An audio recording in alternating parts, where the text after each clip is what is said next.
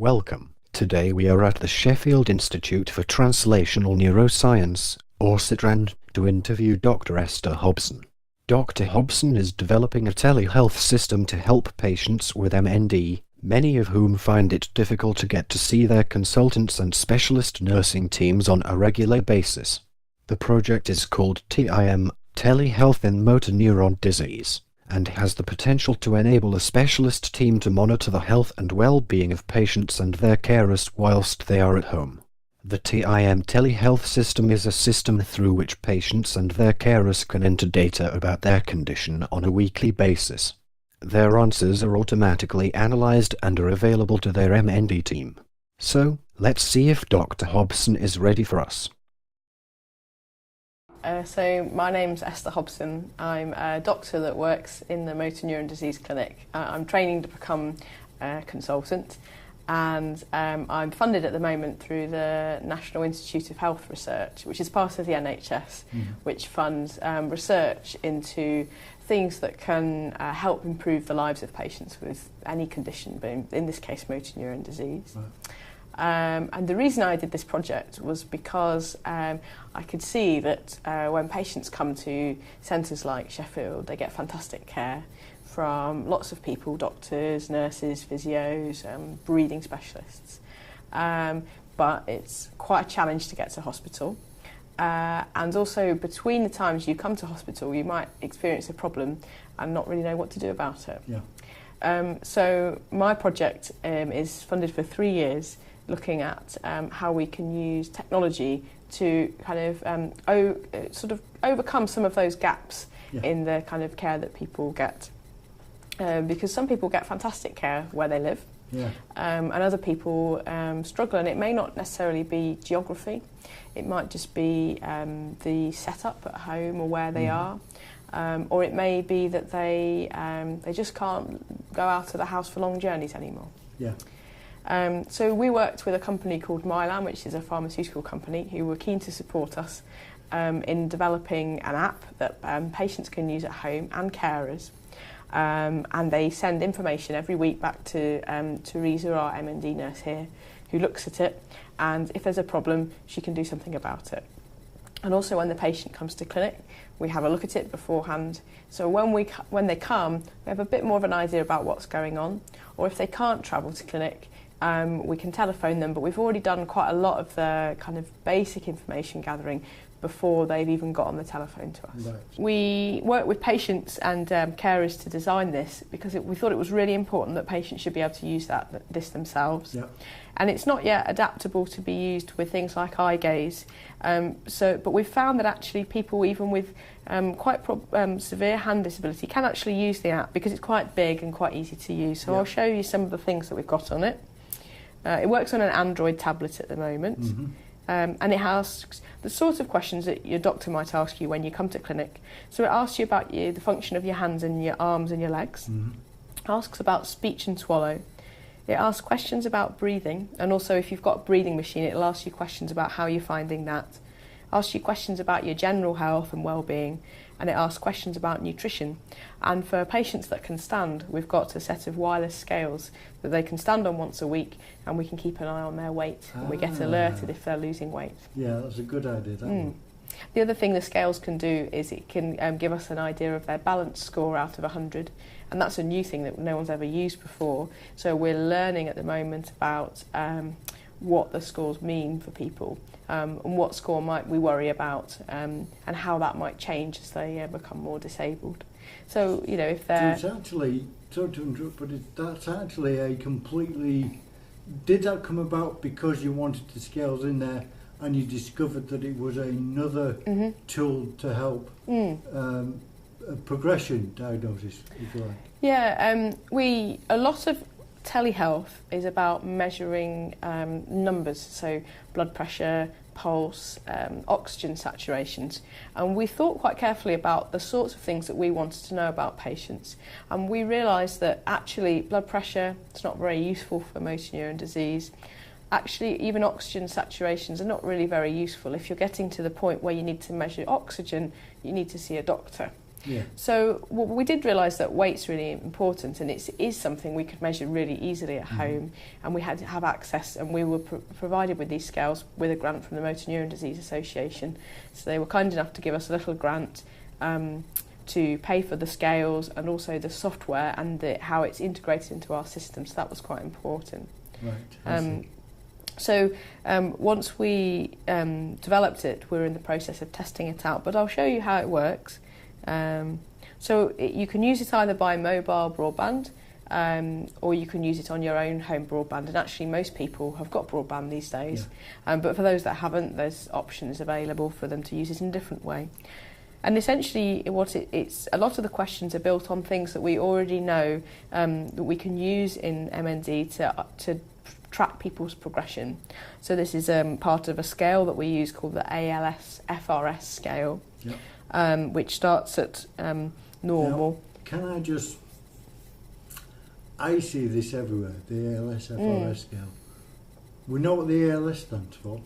What does the FRS So the functional rating scale. Right. So in neurology, because we don't measure, say, it's quite hard to measure things like the strength of things.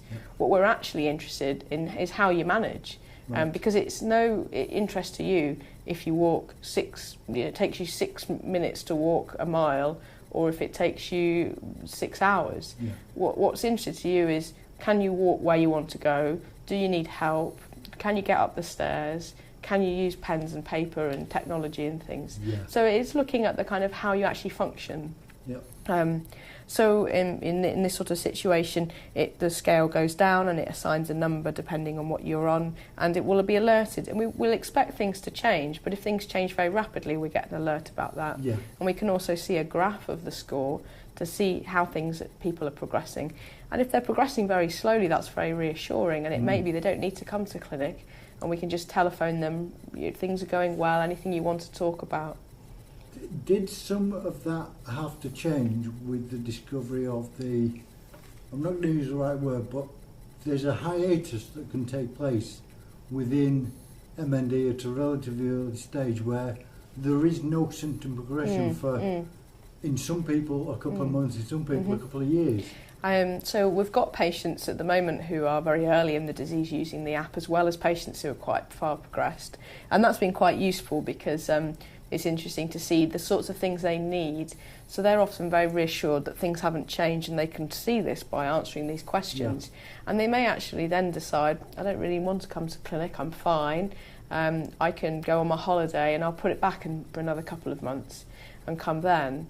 Whereas there may be other people who are very early on in the disease that need to come because they may need some psychological support, or they may have problems that they only can be dealt with by someone who understands the condition. So yes, so things may not change using this app at all, and we are finding that there are a lot of people that don't change very quickly, and actually sometimes that's reassuring to know that whilst it's quite sensitive at picking up change, it means that, I know that I'm not rapidly progressing. That's useful to know. So the other part of the study that I've been doing is going out and talking to patients and their carers about what it's like living with MND, the care that they receive at home, and the things that are really important to them. And falls is a big thing. So we've learnt quite a lot about what the impact of falling at different stages of the disease is on the patient. Not just, a broken arm or something, but the psychological impact of falling, the first time you've fallen, or then when it happens again, or then it's happening more often. Those are different things we need to do different. We need to help people in different ways with. That's interesting because people with MND, the majority of us, tend to get a dark sense of humour about the falling. Certainly the ones that chat to me have a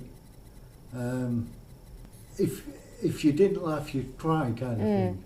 So we all end up just laughing. Everybody I know has had at least one fall. I've personally been very fortunate. It's only happened once, but I know somebody who was diagnosed after me as at 50.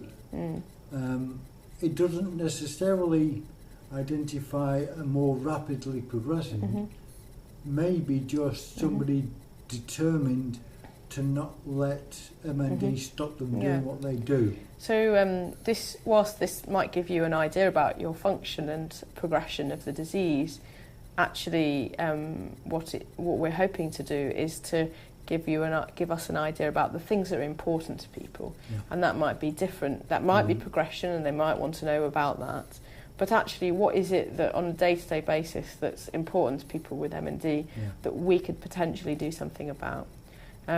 So we could collect all sorts of information, but we need to be able to know that if we're asking a question, it's something that we can do something about, and that may just be acknowledging that it's a problem. So with the first fall, it will be about building people's confidence back up again. It's okay, you might have just tripped, that may be all that they need, recognition that this is a problem, but it might be they need something else altogether. So that a part of the project is about finding out what's important to patients, what's important to carers, and what's important to clinicians, because they're all different, and how we can put that into something like telehealth, and that we can keep everyone happy to some extent. We're never going to please everyone with something like this. I can see how the patient would at each step become more aware of how their disease is affecting them in ways they may not have given thought to before. Falls in particular. If you're falling an awful lot, is it because you're progressing? Is it because you're not taking care? Is it because of something completely different? And sometimes the most innocent of questions can get you thinking about, well, actually, maybe I need to look at this in a bit more than I am doing. I think one of the concerns that we had when we started this project was that people would be upset by seeing their change. And actually the converse is probably true for at least the patients that I've interviewed. They know they've got motor neurone disease. There's no hiding that. They know they're progressing themselves, and sometimes it's actually frustrating to not be able to communicate that to someone else. And so they know that they're changing, and this isn't sort of cementing that in their mind. It's just a way of telling people that things are changing. And I think also then they feel a little bit more aware about things. So weight is a good example. People have become a bit more aware of their weight, so they may think, well, I need to let someone know if it changes, or I can do something about that. So I may be able to think about my diet a bit more, or start talking about a peg tube a little bit earlier than I would have otherwise done. So my hope is that we aren't just recording things that there can be nothing can be done about them. This must be a project about identifying things that we can do something about, either the patients themselves or the doctor. Or probably a bit of both. I think it could potentially save money. Often cost saving is quite difficult to demonstrate in research because it is very complicated, with all of the multitude of complicated things that go on in terms of outpatient encounters. And the other thing is there are some people that didn't want to use this on its own with, say, a telephone call. And they wanted to come to clinic because they would like the face-to-face contact. But it may be that some people may think, well, whilst I'm well, I'll stay away, and then there may be more scope for me to be seen as and when I need to be seen. So either as an emergency or more frequently during periods of time where you need a bit more help. So at the time of which you're thinking about a peg tube, and then afterwards, or when you're starting NIV, breathing machines, and you probably do need to be seen more regularly because you need to tell them about the problems you're having and things like that. Or nearing the end of your life when you're going to need to have a bit more help. And that may be that you can't travel to the hospital, but at least you can maintain some sort of relationship with your doctor and your nurse and your support team, and they can maintain that relationship with the people that look after you in the community. So I think what we'll conclude about this is there's no one solution. So for you, you can get to travel, but perhaps not as much as you would like. And for people that can't get out of the house, They may need a combination of video calls, telehealth, telephone. Some people may prefer email, particularly if they can't speak on the telephone. So I think rather than there being a kind of single solution, which in the NHS we are kind of set up to do one thing and do it very well, we may sort of just be able to expand a little bit to do a few things, that suit people a little bit more conveniently. So thinking a bit more broadly. And there are challenges with that, as there are challenges with everything. But I certainly think there's an appetite for it. And it may save money, or it may not save money, but it may be better. And there's nothing wrong with being better. And if you pay for that, then that's okay. As long as it's not going to break the bank. MRIs don't save money, but they do save lives. Yeah, exactly. And sometimes there has to be that trade-off. Yeah. Take you back to something you said at the very beginning, that it doesn't work with eye gaze devices. Is there a plan to do so? Yeah, so this is an Android app. The next step there's a number of steps really. Firstly is to decide whether it's something worth taking on. And we need to do some more work with, particularly with clinical staff, looking at what they want to see on this. And then if we think that it's a viable step, I think the next thing would be to make sure it's on Apple. Because actually a lot of people are using iPads. And I'd rather it be used on your own device, so you could use it. There's no problem using it on a phone like yours, because it's a little bit smaller, but not too bad.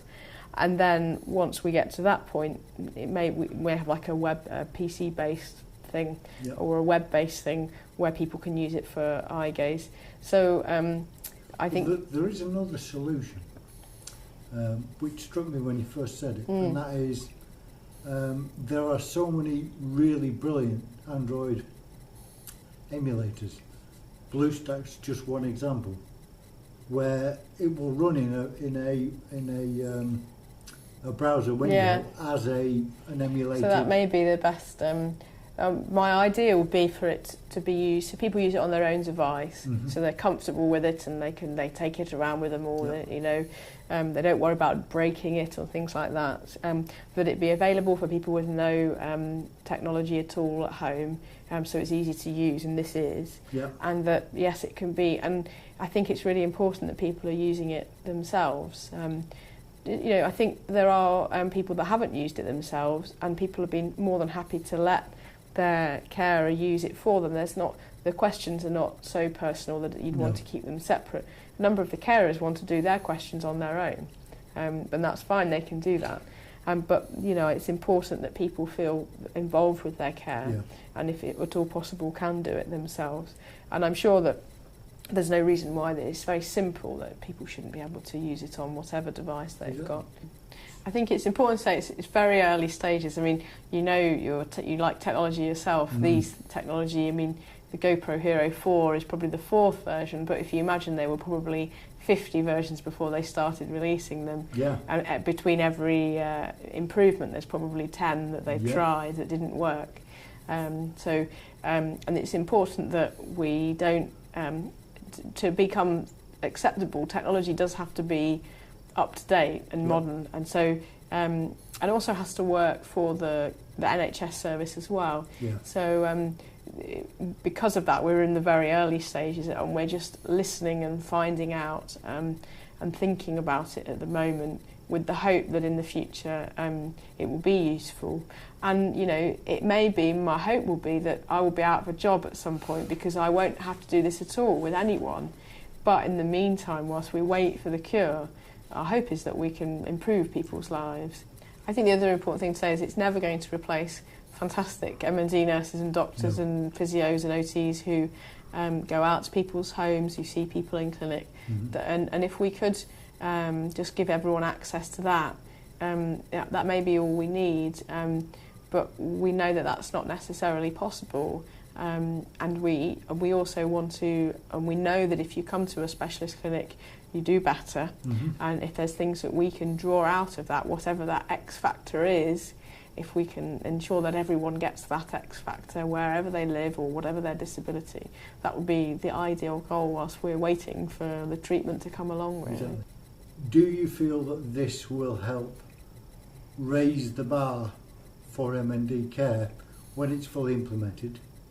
Yeah, so at the moment we're not even at the stage of being able to say how it would be used, and I suspect it will be used differently. So rather than it being you must use it this way, people may use it in different ways, and depending on where they live or how the system works for where they are. So my hope is that yes, it could be useful. Well, people would probably find uses for, and you'll find this with all technology, that you make a device. That GoPro Hero wasn't designed for you to interview me. It was actually designed to be, film someone surfing or skiing. But you've found off a mountain, exactly. Yeah. But you've found the way that you want to use it, and I think that's the same with most technologies. Is that you have to has to fit into the service that is available locally. Yeah.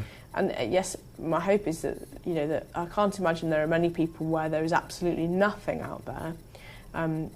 But for those people, this will be important. But yes, it might sort of bring up the the skills of everyone, and we're certainly not the best in Sheffield. We can always be better, and it's about providing people with a basic level of understanding and information and support, really. This is my little bit for the MNDA. I promised I would do something in there for them every time. And you mentioned about the scales came from, was that an MND grant, or was that them just saying, we like this? No, so we applied to the MNDA for one of their small grants. It sounds small, but it was a lot of money, and we're very grateful. And without that, we wouldn't have been able to have the scales as part of the project. And the scales, we've obviously got the scales now. And so the other thing I'm doing at the moment is getting everyone in SITraN to stand on the scales to tell me what their balance scores are like. And it may be that they'll be useful for all sorts of different patients with all sorts of different conditions to detect their balance. So that's another kind of little aspect of the project that's been quite helpful. It's been truly fascinating. Out of all the things I wanted to come here and do, this was kind of top of my list, because I knew when I read this on the SITraN website, I knew that this was something that if we can get it through and into the patient's hands, it would make a difference to patients' lives in a very positive way. It will help patients live longer in not just abstract ways, but becoming aware of the way the disease progresses in them,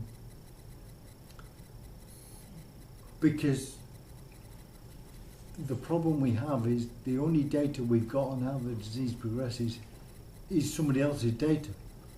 And this will be, I think, the first tool that will give the patient an insight into how their particular variant is progressing in their body. I genuinely wish you all the success in the world. I wish that this was available when I was first diagnosed.